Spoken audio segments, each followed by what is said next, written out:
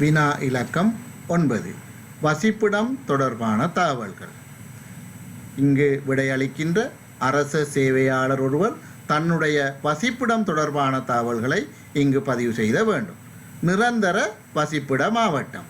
நீங்கள் நிரந்தரமாக வசிக்கின்ற மாவட்டத்தின் பெயரை இங்கு எழுதி தரப்பட்டுள்ள கூட்டில் மாவட்டத்துக்குரிய குறியீட்டு இலக்கத்தை பதிவு செய்ய வேண்டும். மாவட்டத்துக்குரிய குறியீட்டு இலக்கங்கள் உங்களுக்கு தரப்பட்டுள்ள குறியீட்டு பட்டியலில் மாவட்டத்திற்கான குறியீட்டு இலக்கங்கள் என்பதிலிருந்து தெரிவு செய்து பதிவு செய்ய வேண்டும். நிரந்தர வசிப்பிட மாவட்டம் திருகோணமலை எனின் திருகோணமலை என மாவட்டத்தினுடைய பெயரை எழுதி அதற்கு எதிரே உள்ள கூட்டில் திருகோணமலை என்பதற்கான குறியீட்டு இலக்கம் 53 குறியீட்டு பட்டியலில் மாவட்டத்திற்கான குறியீடுகள் என்பதிலிருந்து தெரிவு செய்து பதிவு செய்ய வேண்டும். உங்களினுடைய நிரந்தர வசிப்பிடம் எந்த பிரதேச செயலாளர் பிரிவில் அமைந்துள்ளது என்பது வினா இலக்கம் 9.2 வினவப்படுகின்றது.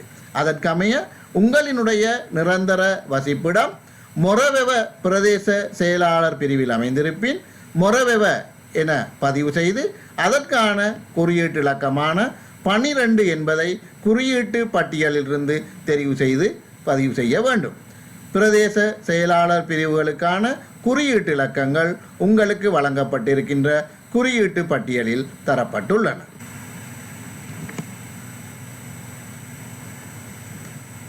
தொழிலுக்காக தற்காலிக இடத்தில் தங்கியிருந்து வருபவர்கள் மட்டுமே இந்த வினாவிற்கு விடையளிக்க வேண்டும்.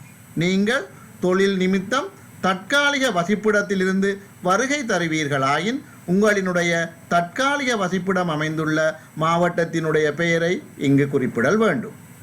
உதாரணமாக, நீங்கள் தொழிலுக்காக கொழும்பில் தங்கியிருந்து வருகை தருவீர்களாயின் உங்களினுடைய தற்காலிக வசிப்பிடம் அமைந்துள்ள மாவட்டம் கொழும்பு என பதிவு செய்து அதற்கு எதிரே உள்ள கூட்டில் கொழும்புக்கான குறியீட்டு இலக்கத்தினை பதிவு செய்ய வேண்டும்.